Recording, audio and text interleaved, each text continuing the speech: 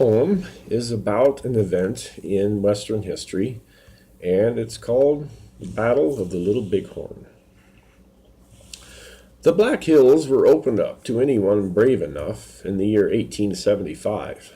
Miners could take their chances among the Indians if they thought they could survive. The Black Hills had been given to the Dakota Sioux for their sacred hunting land, but when gold was discovered, people flocked, and the government just threw up its hands. Lieutenant Colonel George Armstrong Custer was sent to try to make some peace. He fought the Sioux to protect the settlers, or try to keep them out of the Indians' reach. There was an animosity between Custer and some of his peers, but of his troops he had respect. He was a colonel, but he was referred to as a general, for he was hungry for power, as anyone might suspect. The Indians knew him only as Yellow Hair. He led his troops into battle without fear. He seemed to know no boundaries in life. He glowed when the enemy was near. If the Battle of the Rosebud was any warning of what was to very soon come, all the cavalry would have ridden out, and the Battle of the Little Bighorn would never begun. The date was the 22nd of June, 1876. A scout up ahead spotted some braves.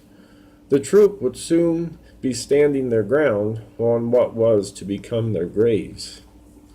General Custer led the 7th Cavalry into this bloody battle. Upon a hill by the Little Bighorn stream, his rank no longer mattered.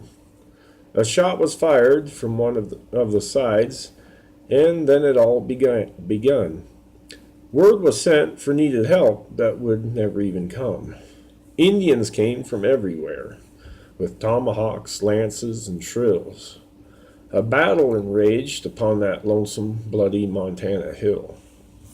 Custer's troops were outnumbered greatly, at least 10 to 1. They had to fight to the bitter end, for there was no place to run.